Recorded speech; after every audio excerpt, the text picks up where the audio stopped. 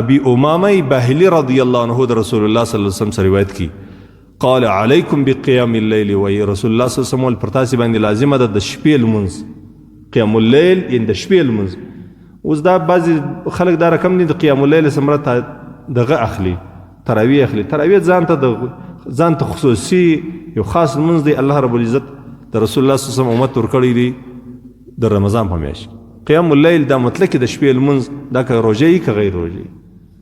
عليكم بقيام الليل فإنه داب الصالحين. ای خلقو دا د شپې لمونځ دی دا د نیکانو د صالحینو خلقو عادت او خوی دی.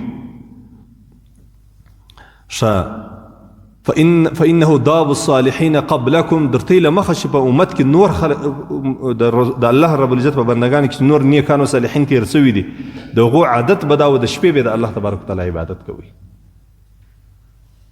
وقربة الى ربكم دا الله ته سړی ډیر نږدې کوي. نو څو شان سوه د رسول الله صلی الله علیه وسلم امر رالی خلکو د تهجد د لمانځه عادت په ځان کې پیدا کړي. دویمه خبره دا د نیکانو د صالحینو در موږ له مخه چې کوم نیکانو صالحینو دا د هغو عمل و د هغو خوی و عادت. درېیمه خبره دا ده چې په دې لمانځه باندې الله ته سړی ډېر نږدې کېږي. دا درې سوه. څلورم ومغفرة لسیئات دا د انسان ګناوې الله په دې باندې ډېر معافوي. ومنهات عن الاثم ګوره دا روایت خبره ما له مخه وکړل ادا دې اوس هغه روایت رالی په دې لمانځه باندې الله سړی له ډېرو ګناو راګرځوي. د ډېرو ګناو څخه الله جل جلاله انسان نه ګرځوي د کوم لمانځه په برکت باندې د تهجد د لمانځه په برکت باندې. د حدیث شریف روایت ترمذي کړی. په دې کې بل روایت چې دی د سید سلمان فارسی رضی الله عنه دی. سلمان فارسی رضی الله عنه وای رسول الله صلی الله علیه وسلم ویل علیکم بقیام الليل. ای خلکو پر ځان باندې دا لازم کړئ چې د شپې د تهجد منځ وکړئ.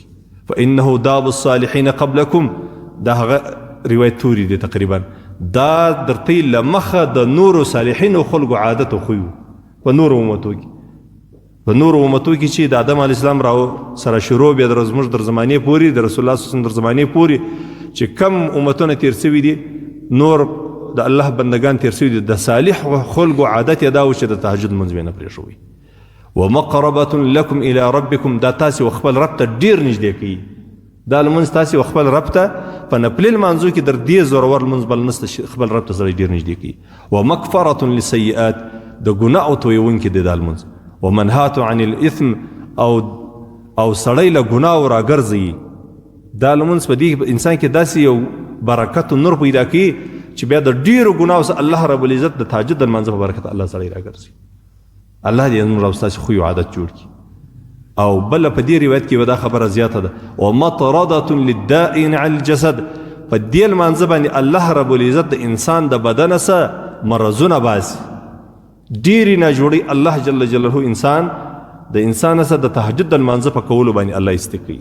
بعضې داسې مریضۍ دي چې په انسان کې پیدا کېږي خو د دې علاج ظاهري دوا نه ده.